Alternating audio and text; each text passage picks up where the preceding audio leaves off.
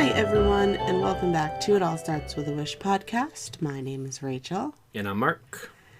And we're a bit tired. We had a busy holiday weekend. We did. The time of recording, it is right after Thanksgiving. Mm-hmm.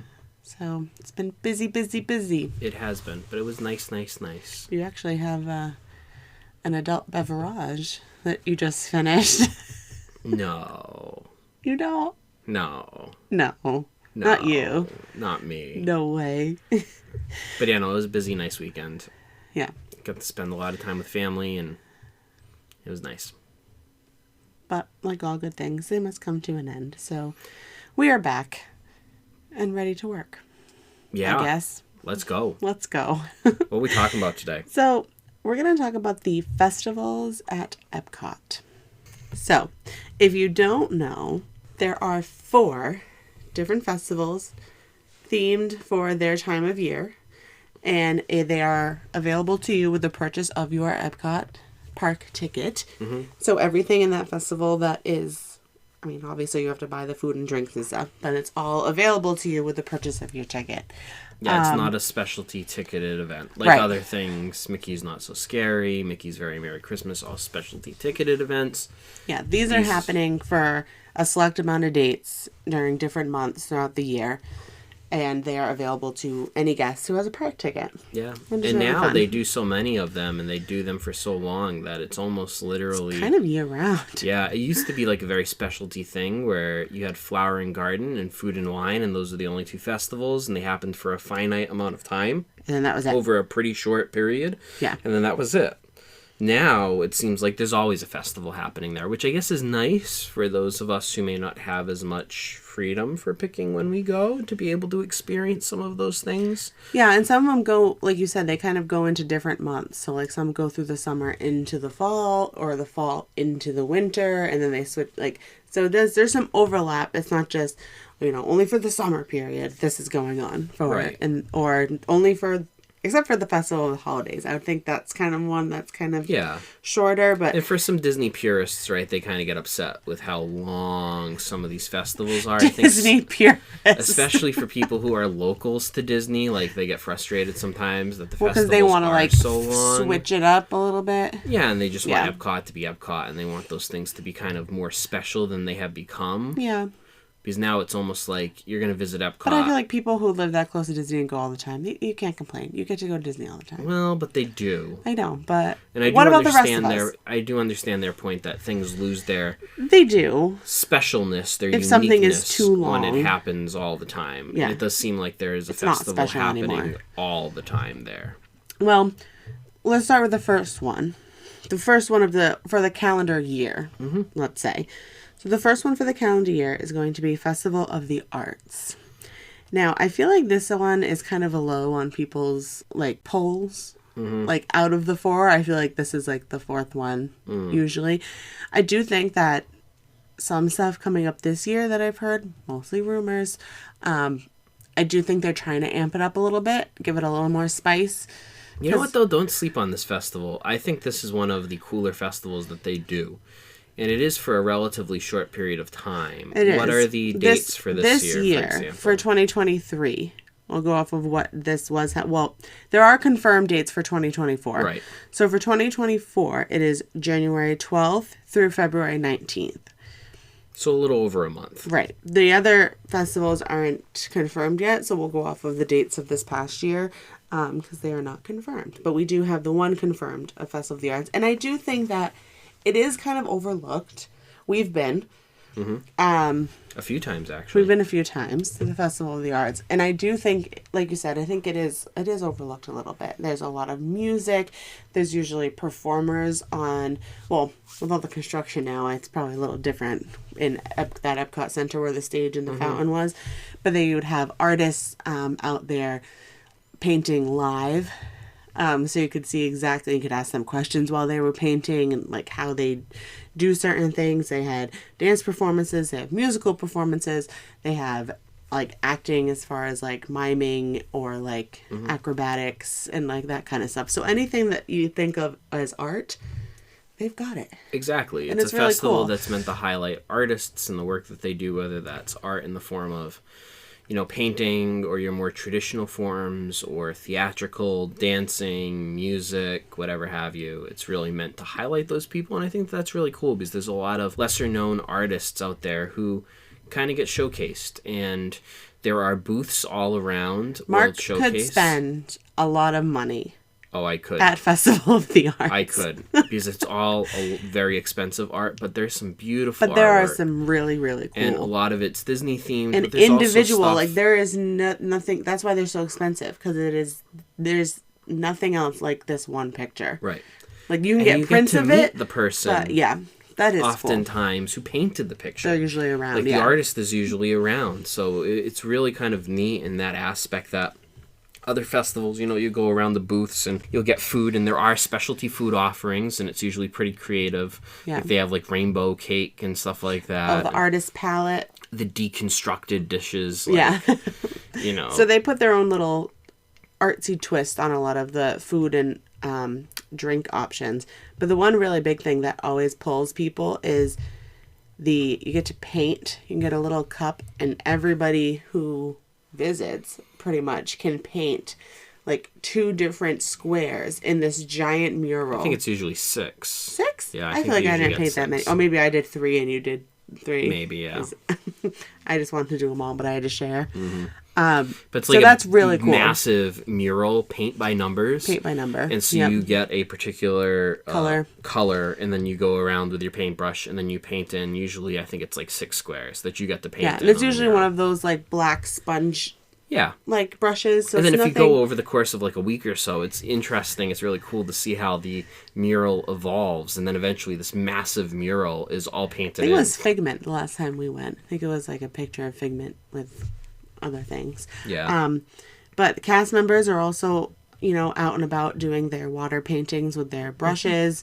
There's a lot of chalk paintings that happen all along the different sidewalks and walkways and everything in between. Some of them are like 3D, so that's really cool to see sometimes when you walk by, and the artists are actually out there doing it. So definitely if you're into any of the art It stuff. is like an artist's takeover of EPCOT. It is. Which is really kind of cool because you have, street art happening, you have performances happening just in the middle of walkways, you have art for sale, art on display. You have the Disney on Broadway shows, which happen in the American Gardens Theater, so in the American Adventure Pavilion. They're that massive theater across the way. You have Disney Broadway performers who come and sing different songs. So usually like performers from The Lion King or any of those Disney productions, Frozen. They come and they perform on the stage, and you get to hear that for free. Right? And when you think about it, I think that all of these festivals, that element of some of the special offerings that you get included in your park ticket is really pretty amazing. I mean, think about one Broadway ticket. Right. I mean, one Broadway ticket is probably sometimes even more than a park ticket, depending on your seats and where you're going. If you're actually going to Times Square in New York or something, like that's a whole big, very expensive weekend. But yeah, that's definitely a cool one. The next on the list is going to be Flower and Garden Festival. And the dates that happened this year, like I said, we don't have confirmed dates for 2024.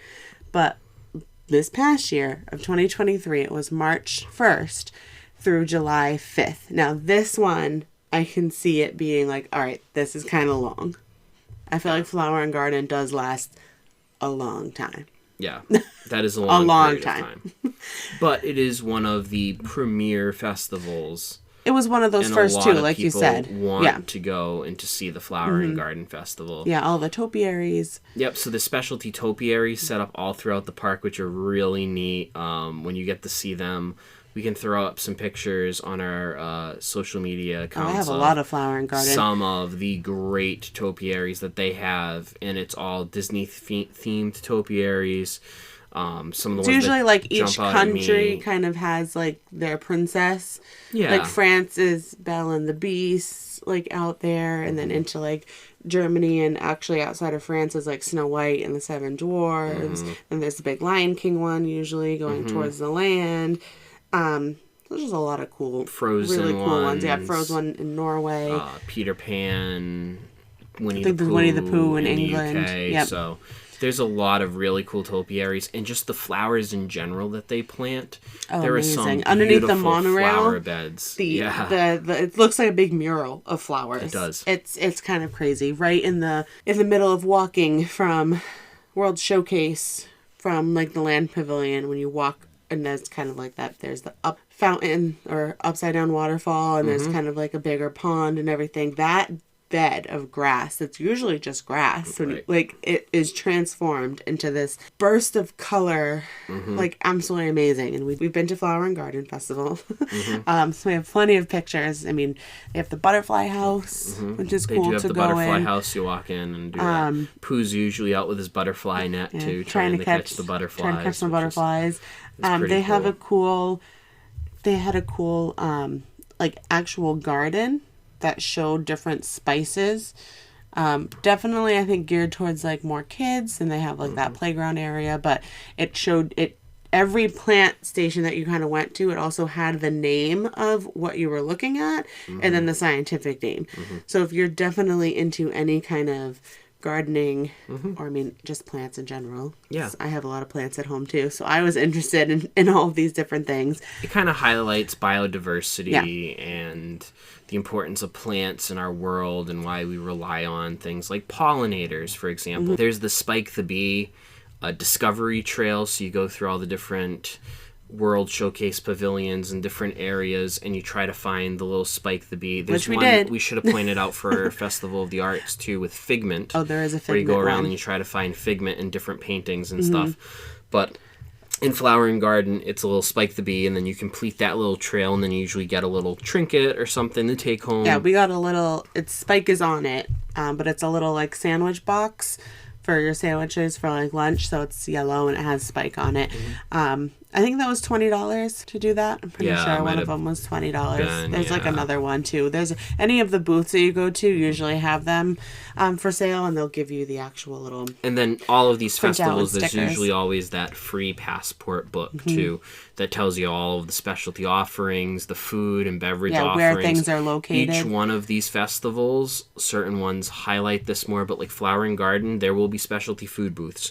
Where the specialty food offerings, just like in the arts festival too.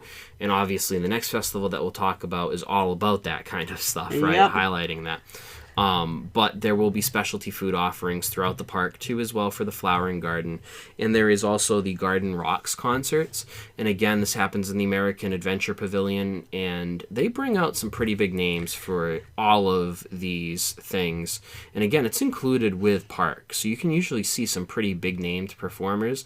We're not talking T-Swifts of the world here. Yeah, but no. we're talking people who maybe are just past their prime, or kind of those middle of the road performers. I'm thinking like NSYNC, usually Joey Fatone, and his, like he's past his like prime. His of friends, his which friends. means NSYNC, right? Yeah.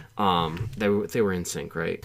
I don't really know any of these pop culture references, but you'll have people like that. Boys to Men, is that another one? Boys to Men is a group, yes, and yes, he was in NSYNC, not Backstreet Boys. Joey Fatone was NSYNC. Okay, good. You are correct. Anyways. But yeah, like Boys to Men, like anyone that's kind of maybe past their prime, like you said, like it's been a little while since you've heard of them, but they come back for things like this. Like they're not out touring or anything, but they'll come back for stuff like this. A lot of the, right now anyway, happening is a lot of the K-Love or like more Christian rock bands are making. I think that's more Flower and Garden that usually happens, but yeah, there are a few Christian rock bands. We're in and stuff Flower like and Garden. That. No, I meant Food and Wine. Oh, you meant Food and Wine. Yeah. But there's a lot of like the Christian rock bands who come. We've seen more of it over the years, kind of walking by, and all of a sudden you're like, wait a minute, I know that song. For King and Country and like bands like that, if you're familiar with that kind of music, you'll see them performing. But yeah, all free concerts. Free. They're usually pretty quick. They're 30-minute performances, but there's a few of and them some that usually do happen get each night. pretty like you said Joey Fatone, that's a pretty big one. Yeah. There's like lines usually coming up for their performances. So it's something that if you definitely do want to see, look ahead of time, see who's performing when you're going. And if that's something you want to do, then definitely get there ahead of time so you can get and I know some that good seats. Festival of the Arts has a lot of beautiful artwork and stuff like this, but I do think that Flowering Garden is one of the more visually pleasing ones with all the beautiful flowers and topiary displays. Yeah, yes, it is. And it's right in that time of springtime, so it's getting warmer and the weather is just perfect. So it's definitely a good kickoff to the springtime. So next on our list, so not a lot of turnover here. Flower and Garden just ended on July 5th. And July 27th is when Food and Wine started this year of 2023. And it ran from July 27th to November 18th. So we just had a little switch over there. Just ended. Another long one, though. But again, this is the other premier festival throughout the course of the year. This is a big one. I feel like this tops everybody's list. To that point, though, it's really just the month of July that does not have a festival now. Yeah. Yeah, that one little... That's pretty much it. Like 2 weeks. Yeah. And then there's a few weeks here and there in between, like arts and there's like Flower and Garden and Food and Wine like and the holidays. Like a week to transfer. But by and large, things. there's not much time of the just year. EPCOT. Yeah. But anyways. Food and Wine is definitely tops most people's lists. This is either number 1 or 2. If you are a foodie... Or a whiny. As the name implies. This is your festival. Beverage person. Yeah, just beverage, not even alcoholic. They have so many, and they have a lot of non-alcoholic versions of the same, specialty drinks. So you don't have to, get it with the alcohol in it. But I do have to say, as far as alcohol goes, they have a lot of different things from the different countries themselves that you get to try. So that's what's cool about it. You go to Germany, you get a real German beer. Well, you can get that anyway. Any time of year, I know. But I think that it's the extra places enhanced. Too. Oh, the extra booths. Like you Australia. have Ireland, and you have Australia, and you Hawaii have gets thrown in there. Brazil, and you have some other countries that do not have pavilions. Yeah, Hawaii, actual pavilions. Hawaii is the United States, but it has its own booth. I forget what it's called, but it does have its own booth. It's not its own country, But I think that those added additions too are nice because you get a lot more food options. Even more than you normally would going through EPCOT, for sure.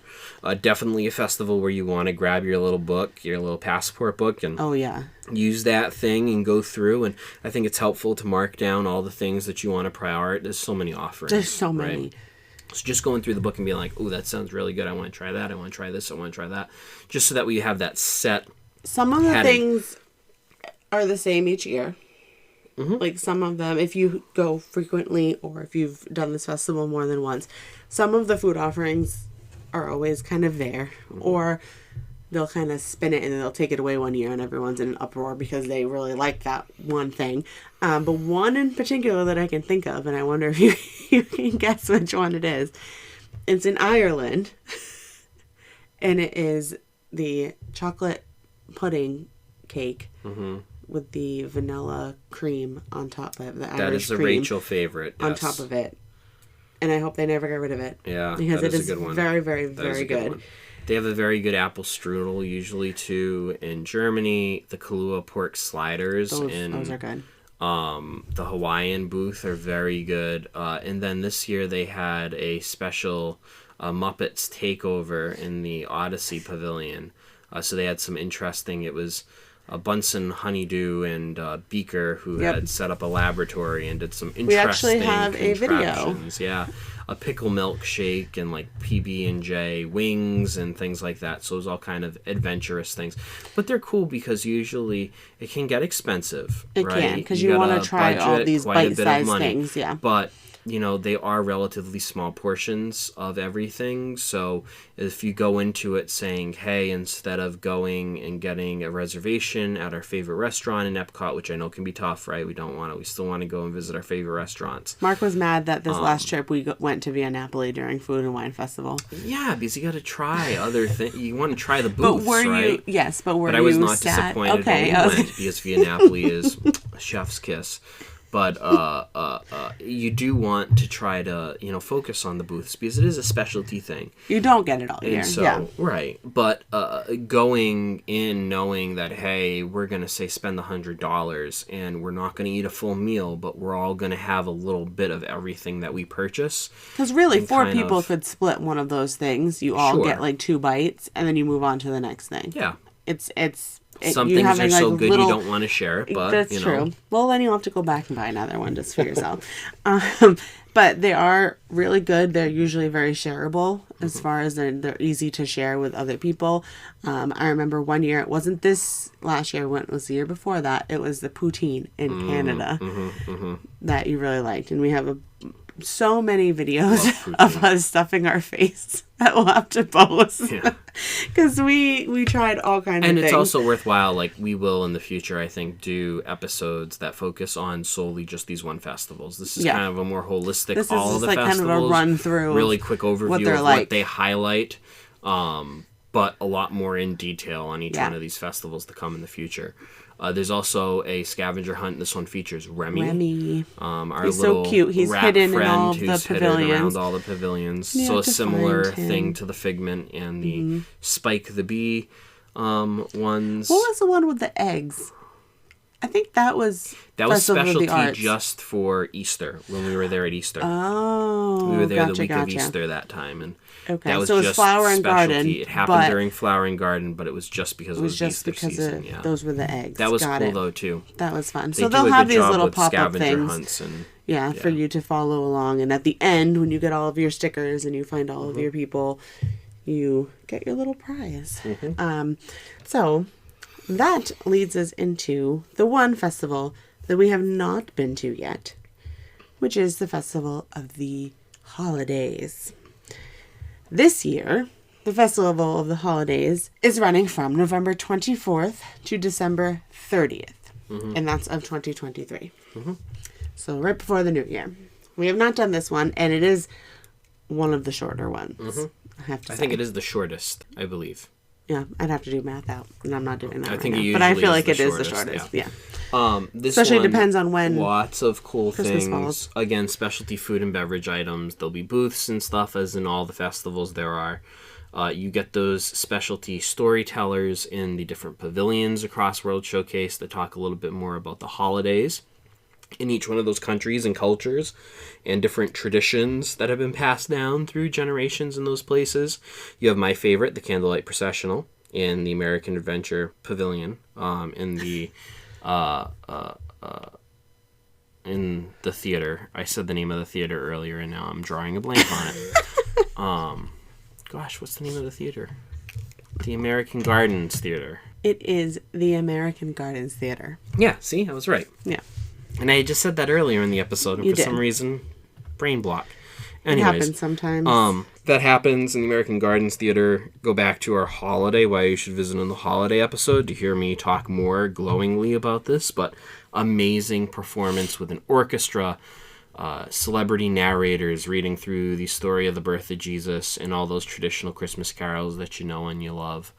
That being performed by the Voices of Liberty, my favorite group that you can see perform in Walt Disney World.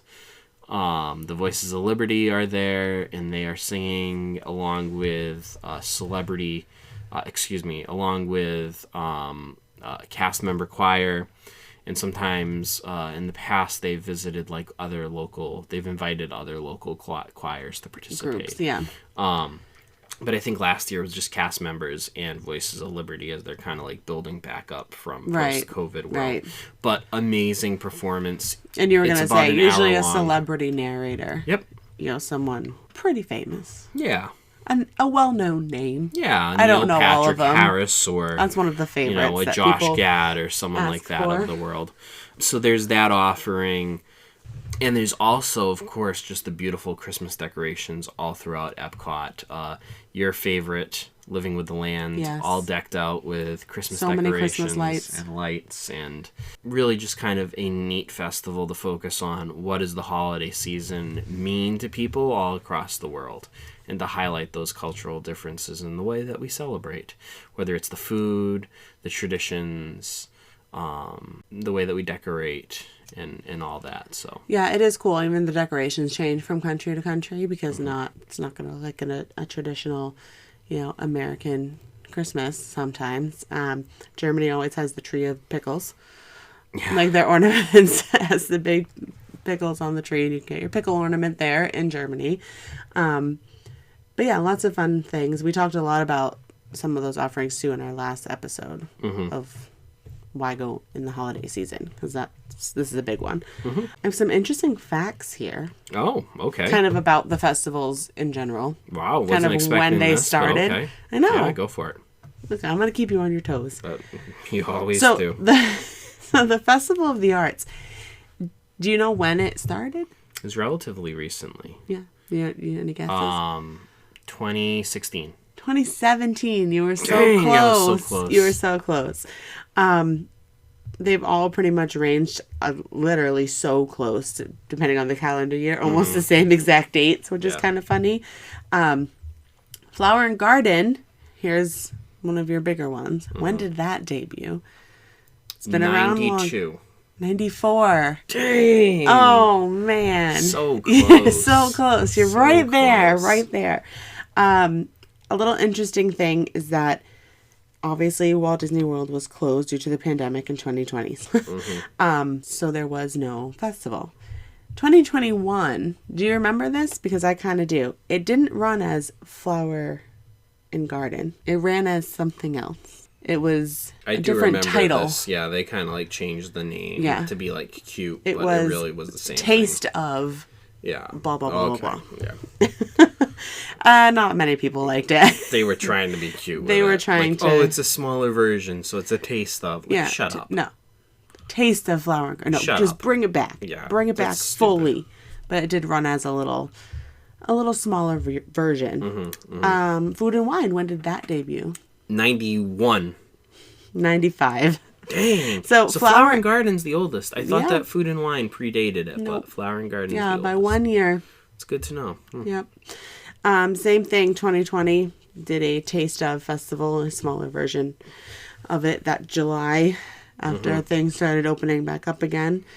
Festival of the Holidays. When did that debut? I think that's the newest. 2019. This is more like a trick question, honestly, 2019. because it's 2017, just like Festival of the Arts. Oh. So they But were it the is same year. technically the newest. But it is the newest because it wasn't until the end of the winter year. that year. Yeah, so Interesting. always finding the Man, technicalities. I was like 2 years off I every know. time. You were really, really close. You were really close. I try. So, but those are just some, I don't know, little things. That's cool. We did have a listener who asked us for a would you rather, and in the would you rather, they posed, would you rather go to Flower and Garden or Food and Wine? And I think for this episode, it makes more sense to, since we talked about all the festivals, rank your Rank 'em. festivals. Which is funny because the would you rather is kind of the top two. Like Flower Garden and Food and Wine, if you talk to people, those are, I think, also the most well known because they've been around the longest. Right. But for Those me, have been around for 25 years versus the newer ones Yeah. that have only been around for 5 years. right. Well, for me, I would probably put Food and Wine as number one. I know. And then I would put, well, it's hard because we've never been to Festival of the Holidays. Okay, so we will say for Festival of the Holidays, that one gets a pass. We've never actually experienced it in person. Right. I think it would be one It would of be my amazing. favorites. Yes.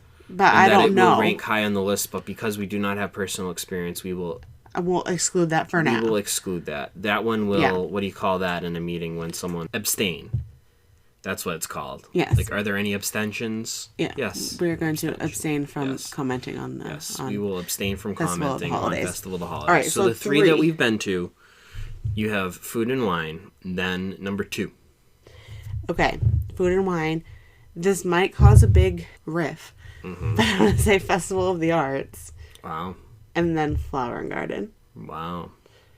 So I am going to flip-flop your 1 and 3. Flower and Garden. Wow. Yeah, Flower and Garden is going to be my top. I love Flower and Garden. I think it's just a beautiful time of the year to visit EPCOT and to see all the I have flowers. allergies.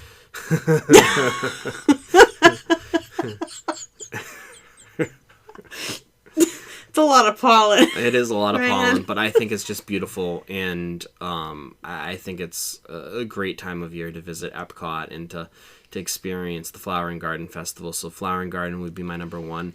Number two would be Festival of the Arts. I think that one is a sleeper and that people sleep on that one, and they really shouldn't, because it is really, really, really cool to go and see all those artists in all the different forms and medium that they work in, and to just kind of have like a big arts festival in Epcot. I think that's so cool. So that would be my number two. And Food and Wine, although it's a fan favorite, although people love it. You don't get the hype? You love it. I think it's good. It's just not... I think you can get some pretty good food at the other ones with other stuff. Like, I feel like Food and Wine, the focus is so much just on the food and wine, which I get that's the premise of it, okay? Well. Don't throw anything at me here. I understand that is the premise We're of saying that it's lacking holiday. in the other aspects. But I don't think that the other things that the other festivals offer are as good at Food and Wine. That, to me, I'd rather, go and look at topiaries and eat at Via Napoli, or do something like that, than to go to all those different food booths. Sometimes the time of year affects that too. Like, to me, I don't want to be eating something really hot in the middle of August when it's excruciatingly hot, and just eating all day and drinking all day. So more towards the Doesn't fall, seem you're like a saying good it mix could to be me.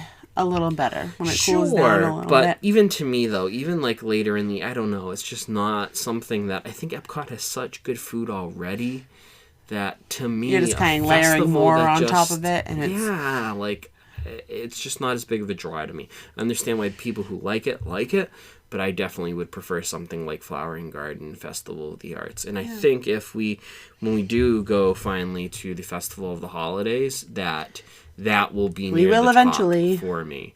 I think that'll definitely be near the top for me. I think it will surpass Flower and Garden, honestly. For you. It may be my number one. It may be. But until I actually go in person, I know what I think of it from seeing it on videos. What and you want seeing it other to be people's in your head. experience. Yeah. But I have to go and experience it myself before I get that. actually pass a judgment on it. So, anyways, that was all about the different festivals at Epcot, and we hope that you get the opportunity to visit Epcot during each one of those festivals, because they are really cool. And I know that people, especially who live close to Disney, sometimes complain about it and think that it's overdone. But for people who don't get to go that often, which is probably us, the majority of people going to Disney. That is correct. It allows those people more opportunity to experience those things, and I'm okay with that. I'm okay with that too. Because we benefited from it gives that me to more ourselves. time to pick It does. which one I want to go to. It does. And I don't have to rush into one time. Well, folks, we would love to hear what you have to say. Would you like to rank for us your favorite festivals? I'd like to know. Yeah, definitely let us know. Maybe that'll be the question that we put on this episode this week. If you have not done so already, subscribe, follow, whatever you got to do on the different podcast platforms. I know they all call it different things, but it's all the same basic thing. You want to follow us so that way you're getting all those notifications and updates when we post a new episode, so that way you can listen right away. Any Follow other us little on extra our pictures and videos. Yeah, follow us on our social media accounts. That way, this week especially, I think we'll post a lot of pictures of us at the festivals, whether it's the topiaries or some arts festival or some of the food and drink that we ate. Maybe we'll do some stuff on Rachel's TikTok too, with some food reviews that we've done over the past too. So definitely make sure that you're following us on those social media accounts, though. You can see that content as well. And if you have a question for us or want to reach out to us for any reason, please do so. Send us an email at startswithawish.podcast@gmail.com. With that being said, remember, folks, it all starts with a wish. We'll see you real soon. Bye.